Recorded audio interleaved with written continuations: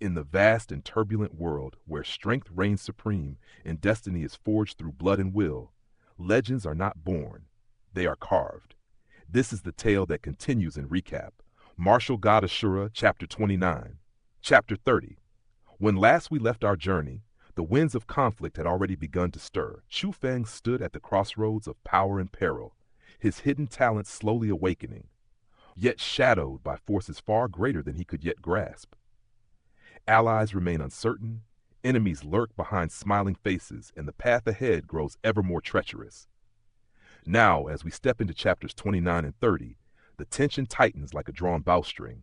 New confrontations loom on the horizon, secrets threaten to surface, and the true extent of Chu Feng's resolve will be tested. Will he rise above those who seek to suppress him, or will the weight of this ruthless world press him into the dust? The storm is gathering, and this is only the beginning. There are reunions that warm the heart, and there are reunions that quietly reveal the wounds a family tries to hide. Within a quiet residence of the Chu family, two figures sat facing one another, a father and a son. The elder among them, a man bearing the weight of years and responsibility, was Chu Yuan. His presence was steady, like an old mountain, weathered but unyielding. Across from him sat a young man in white robes. His features were refined, his posture upright, and from his body flowed a faint yet extraordinary aura, calm, controlled, and powerful. This youth was Chu Guyu, an inner court disciple of the Lingyun School, the #1 institution in all of Azure Province. And more importantly, he was Chu Feng's elder brother. The two spoke leisurely, their voices relaxed, their expressions soft. It had been a long time since father and son had shared such peace. Then, creak, the tightly shut door slowly opened. The sound shattered the calm like a stone thrown into still water. Chu Yuan's brows immediately furrowed. His palm struck the table with a heavy bang. "Who allowed you to enter without knocking? Leave at once." His voice carried authority and anger. But the moment the door fully opened and that thin, familiar figure stepped inside, his anger froze. Time itself seemed to pause. "Heh, father, brother." A light, slightly awkward chuckle echoed through the room. The young man scratched his head as he stepped forward. It was Chu Feng, the one who had been gone for 5 long years, the one who in this vast and indifferent family still called these two people his closest kin. "Brother?" Chu Guyu's eyes lit up instantly. All composure vanished. In just a few quick steps, he closed the distance and pulled Chu Feng into a tight embrace. "You're finally back. I've missed you so much." His voice trembled with genuine joy. Chu Feng smiled and returned the embrace just as firmly. "I've missed you too, brother." For a moment, there were no sex, no status, no cold gazes from the clan, only family, only warmth. Chu stepped back slightly, his eyes scanning Chu Feng from head to toe. 5 years had changed him. "You've grown taller, more refined. I almost didn't recognize you." His voice carried admiration and pride. Chu Feng laughed softly. "But I'm still not as tall as you." "You're still young," Chu Guyu replied, gently patting his head. "In a few more years, you'll surpass me." Behind them, Chu Yuan had already approached. The sternness from earlier had long vanished. In its place was unmistakable happiness. "You came back and didn't even greet me first?" His tone held a trace of mock complaint, but his eyes betrayed nothing but joy. To others, Chu Feng might not have been considered part of the Chu family, but to Chu Yuan, he was his son, no different from Chu Guiyu. Then, his gaze shifted. It landed on the purple robe Chu Feng wore. A flicker of realization crossed his eyes. "You have entered the inner court?" Chu Feng nodded with a smile. Good." Chu Yuan laughed heartily, the sound echoing through the hall. "I always knew my son Chu Feng was no ordinary person." That laughter was unrestrained, filled with pride that had long been suppressed. The three of them spoke endlessly after that. 5 years of separation could not be filled in a few words. Time slipped by unnoticed. They spoke through the morning, into the afternoon, so immersed in their reunion, they even forgot to eat. Until, "Mr. Chu Yuan, the master has summoned you, and young Master Guiyu." A voice came from outside. It belonged to Chief Zhao, one of the most respected ministers of the Chu family. Though not of their bloodline, his authority was immense. The three stepped out together. Chu Yuan asked politely, "Do you know why we've been called?" Chief Zhao smiled faintly. "It is regarding the family assembly. All members have already gathered." I see. Chu Yuan nodded, then turned to his sons. Guyu, Fenger, let's go. But just as they were about to move, Chief Zhao raised a hand. The master has only summoned you and young Master Guyu. Those words fell like cold iron. Chu Guyu's expression darkened instantly. What is the meaning of this? Even Chu Yuan's face became grim. A family meeting. Yet Chu Feng was excluded. The message was clear, painfully clear. But before anger could rise further, Chu Feng stepped forward. His expression remained calm. Father, brother, you should go. Don't make grandfather unhappy. Not a trace of bitterness. Not a hint of resentment, only acceptance. Because this was not new to him. He had lived like this for years. Chu Yuan's heart twisted, as if a blade had pierced through it. He reached out, placing a hand on Chu Feng's shoulder. Fenger, I promise you. Next time, you will be included. It was not a command, not a declaration, just a father's quiet vow. Then he turned and left with Chu Guyu. Watching them depart, Chu Feng remained still. Then suddenly, his eyes lit up. 9th level, spirit realm. A trace of excitement surged within him. Just moments earlier, when he had touched Chu Yuan, he had secretly sent a thread of perception into his body. And what he felt was power. The peak of the spirit realm. Within the Chu family, aside from the older generation, no one had reached such a level. Just one step more, and Chu Yuan could step into the origin realm. A realm where spiritual energy was replaced by something far greater. Origin power. A completely different level of existence. Even the current family head, Chu Yuanba, was only at the first level of that realm. For his father to reach such a height, Chu Feng felt genuine pride, genuine joy. But just then, Mr. Chu Yuan, something has happened. An anxious voice rang out. A large, elderly man rushed over in panic. It was Uncle Zhang, a long-serving attendant of the Chu family. Chu Feng recognized him immediately. Uncle Zhang, what's wrong? Zhang paused, staring closely at Chu Feng. You are young Master Chu Feng? 5 years ago, Chu Feng had been just a child. Now, he had changed completely. Yes, it's me. Chu Feng nodded. Zhang's expression turned urgent. Young Master Chu Feng, fierce beasts have appeared in the ore mine behind the mountain. Those words struck like thunder. Chu Feng's heart tightened instantly. Fierce beasts. He knew exactly what that meant. Without hesitation, he dashed away. Like a streak of wind, he disappeared toward the back mountain. The ore mine was one of the Chu family's most important sources of income. But the workers there were mostly ordinary people. Even those with martial training were weak. Against fierce beasts, they had no chance. Chu Feng did not dare imagine the outcome. He could only move faster, faster, faster.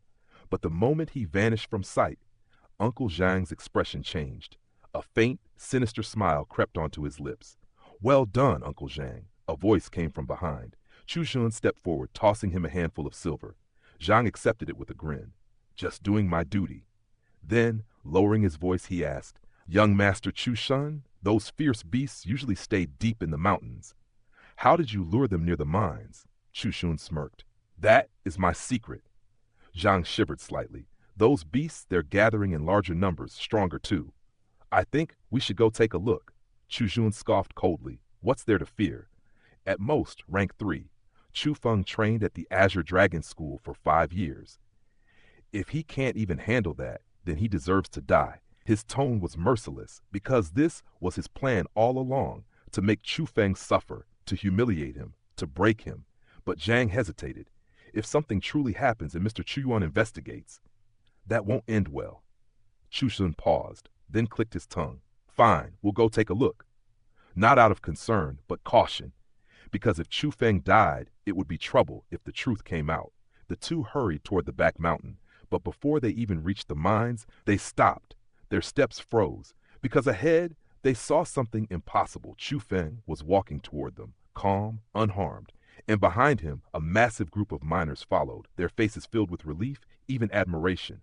And in their hands they carried enormous corpses, monstrous bodies, fierce beasts, one after another, lifeless, defeated. Silence fell. Chu Sun's expression stiffened. Zhang's smile vanished, because the trap they had carefully set had already been shattered by the very person they thought would fall. Before anyone understood what had truly happened, the danger had already passed. The miners were still trembling, their legs weak, their hearts pounding like drums struck by thunder. The memory of those beasts, those savage creatures born of the mountains, lingered like a nightmare that refused to fade. And then they saw him. Young Master Chu Feng, you've arrived as well. Relief flooded their voices as they rushed forward, as if clinging to the last thread of safety they could find. Those fierce beasts, they were terrifying, truly terrifying. If young Master Chu Feng hadn't come in time, one of them swallowed hard, his face pale as ash, we wouldn't even dare imagine what would have become of us. Their words carried fear, gratitude, and disbelief. Chu Feng's brows knit together. Only now did he learn the truth. 9. A total of 9 fierce beasts had appeared here. 5 of the first rank, 3 of the second, and 1 of the third. To him, such creatures were nothing more than prey. With a flick of his hand, he could have swept them aside without effort. But Chu Feng? That should have been impossible. Even if Chu Feng had somehow reached the 4th level of the spirit realm, even then, it should not have been possible to annihilate so many beasts in such a short span of time. Something didn't make sense. Something was wrong. Chu Feng, thank you. The voice came calmly. Chu Feng stood not far away, a faint smile resting upon his lips. Yet within that smile there was something deeper, a trace of gratitude, a trace that made Chu Feng's heart suddenly tighten. For a fleeting instant, he froze. An indescribable unease crept into his chest, like a cold hand gripping his heart. Without another word, he turned and rushed toward the depths of the mine. He didn't know why, but instinct told him something had gone terribly wrong. Behind him, the atmosphere shifted. Young Master Chu Feng, you killed all of these? Zhang stared at the fallen corpses of the fierce beasts scattered across the ground. Their lifeless forms lay twisted, silent, proof of a slaughter that defied belief. His voice trembled. In his memory, Chu Feng had always been a failure, a useless boy trapped at the 2nd level for years. Even after entering the Azure Dragon School, at most, he should have reached the 3rd. So how? How could such a person destroy 9 fierce beasts so quickly? Chu Feng's smile vanished. His gaze turned cold. So what? 2 simple words, yet they carried a chilling weight. Zhang's body stiffened. No, nothing. I was just asking. Cold sweat beaded across his forehead as he instinctively stepped back.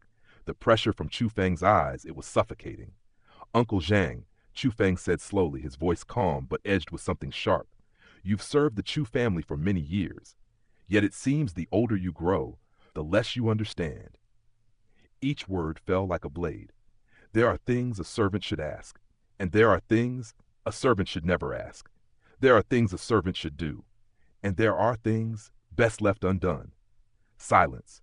Zhang's face turned pale. His body trembled uncontrollably, as though an invisible force had crushed the courage out of him. He couldn't even respond. Chu Feng watched him and smiled, a cold smile. Within that silence, he found confirmation. His suspicions had not been wrong.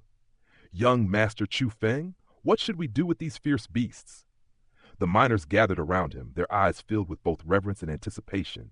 Chu Feng waved his hand casually. There's no need to trouble the residents over something so trivial. Take them back yourselves. Eat them.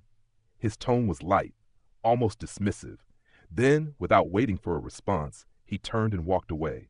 The miners froze. Then, joy erupted. Thank you, young Master Chu Feng. Their voices rang with excitement. Fierce beasts were treasures. Creatures capable of cultivation, their flesh was rare and valuable. Not only delicious, but capable of strengthening the body and extending one's life. Every part of them was priceless. And yet, Chu Feng had given them away without hesitation.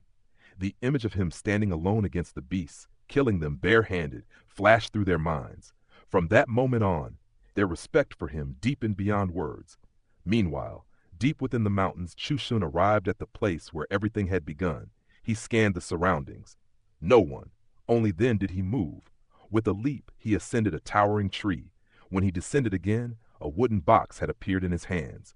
The box was riddled with tiny holes, a trap. Teacher was right, he muttered, his voice low. This thing can attract fierce beasts, yet they cannot detect its source. His lips curled slightly, a perfect bait. But then his expression darkened. To draw beasts from deep within the mountains, ordinary spiritual medicine isn't enough. Only something like a spiritual bead could. He stopped. His hands trembled slightly as he opened the box, and in the next instant his face drained of all color, empty. The box was empty.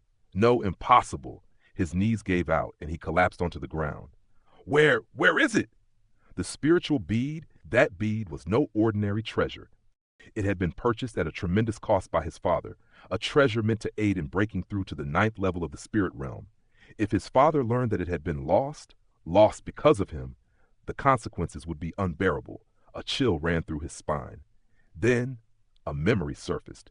Chu Feng smiled, that strange, unsettling gratitude. His eyes widened. Could it be? Realization struck like lightning. His hands clenched tightly around the wooden box as his teeth ground together. Chu Feng! His voice trembled with fury. I will not let this go.